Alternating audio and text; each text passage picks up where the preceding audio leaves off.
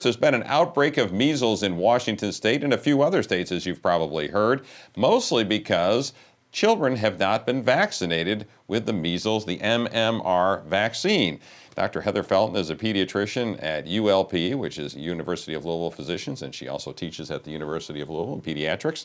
And she's here to talk about vaccinations and some of the, I guess, misconceptions about vaccinations, right, Heather? Yes, yeah, absolutely. We get a lot of questions, which I really encourage parents to ask. I've had some parents come in and they go, I'm one of those parents that has lots of questions about vaccines, and I'm always thinking, good, you should ask lots of questions. You should find a doctor who you trust, and then bring all of your questions, and I don't mind answering them at all. But then if you have a doctor you trust, hopefully you do keep your trust in your doctor and not something you've read on the internet. Right. To kind of set this up, though, Washington State has had this huge outbreak of kids with measles. I think there's, 200 kids impacted or something like that. Yes, yeah. And so what's the problem? I mean, is it just that there aren't enough children being vaccinated in Washington State? Parents are opting out, or what's happening here? That's part of the problem, yes. So with the measles virus, you have to have about a 90% vaccination rate. And so if just 10% of the population isn't vaccinated, you create these little pockets of people who are unvaccinated, and you can have outbreaks in these populations. And so it's important that everybody who is medically able to get their vaccine does get vaccinated, and that way we can prevent this outbreak from happening. That's one reason. The other one is that measles is a very contagious virus. So just to kind of set the stage, you can be contagious with measles days before you even know that you yourself are sick. You don't feel bad. Yeah, you're spreading it all over the place. Yes.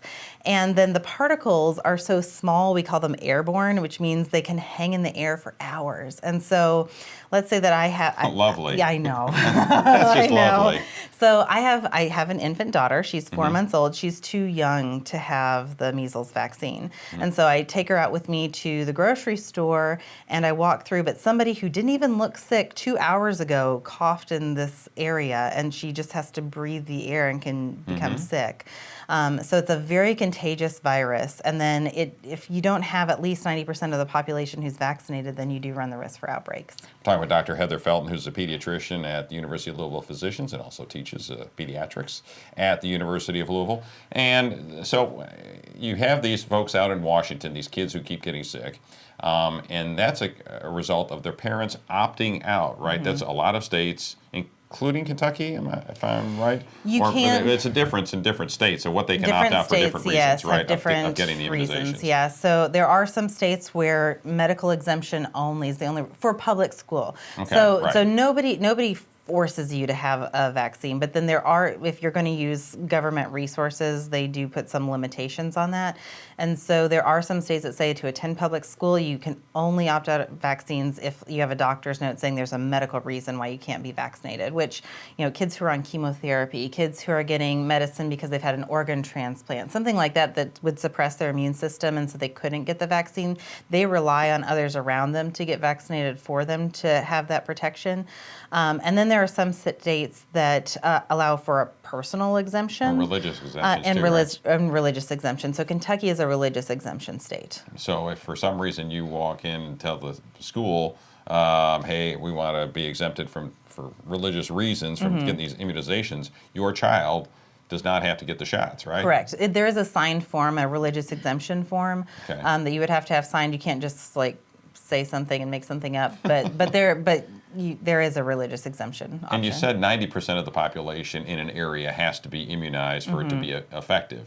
So in Kentucky, is it 90% in most places, 95%, or do you have any idea? It depends kind of by county. Or where you are? It does depend a little bit by county, but not always. So there would be a risk for... So there's a few counties in Kentucky where that could less than 90% of the children have been vaccinated, where we could have an outbreak in theory. No, we don't have an outbreak in Kentucky right now. Yeah, I know.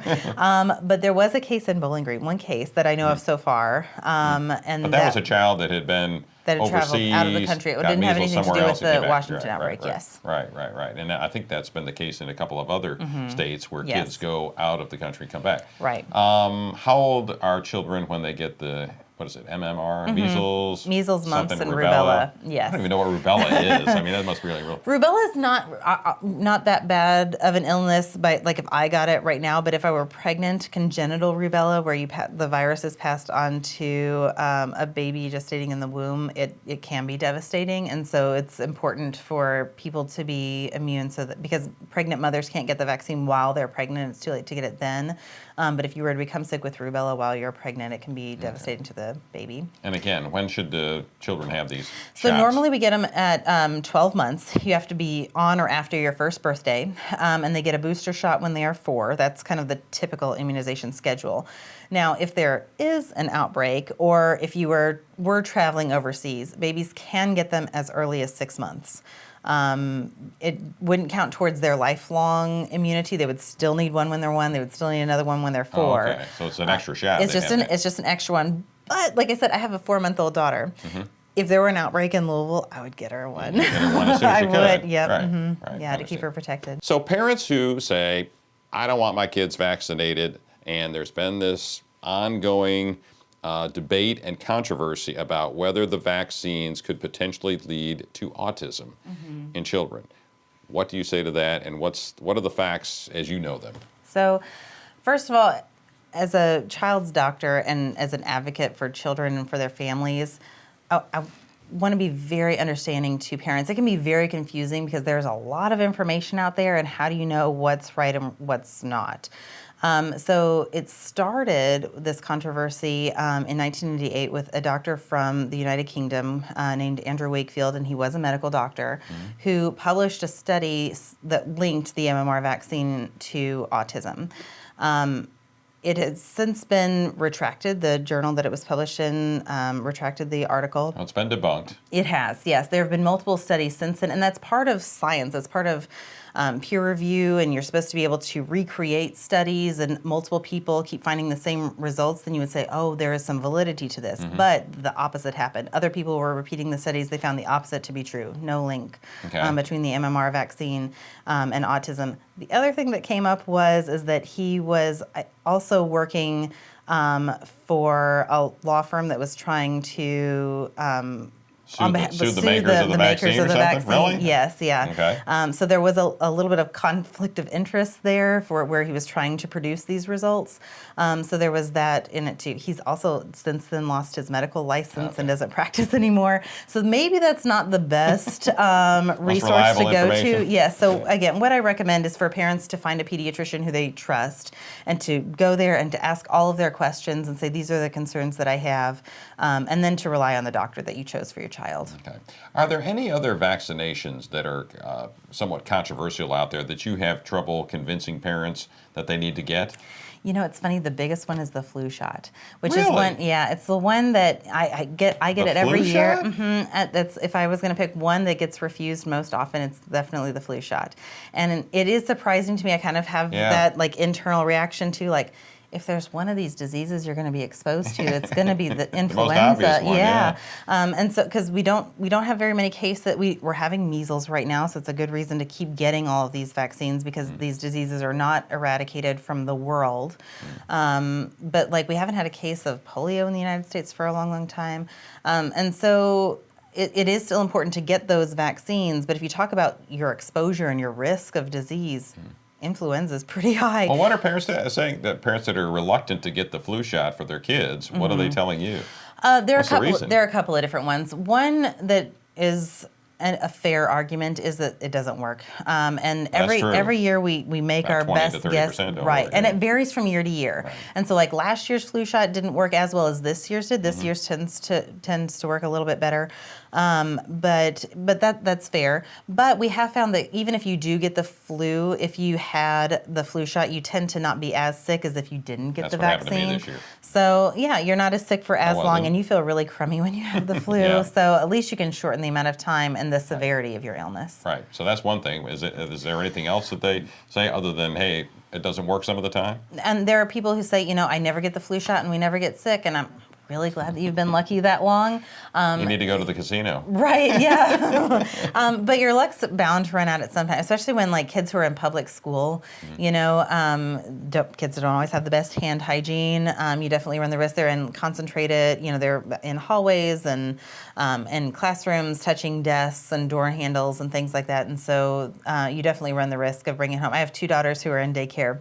They bring all kinds of stuff home with them. I'm sure. Lovely stuff, I'm sure. Yes, but they always get their flu shot. And that's one of the things I tell all of my patients is that my kids get all their vaccines and they get them all according to the schedule. They get the flu vaccine every year. So I really believe and encourage parents to do the same. Okay, and one thing more before we get off the topic here and before we leave these folks, in terms of the MMR vaccine, there was a country, I'm trying to remember where it was, Madagascar, I think, that had like 1,200 deaths or something from it. So it can kill you, even though in Washington State, the measles, you know, just caused a lot of sick kids. Right. Didn't kill anybody. Right. But there are places in the world that do not They don't immunize. have access to the same health care that we do. And so some people think of the measles as a childhood illness. Everybody gets it. Like kids today also get a vaccine Mumps. against mumps and against chicken pox. Yeah. And so you think of these things as like, oh, you know, we dealt with it when we were kids and it's fine and you get over it, but not everybody does.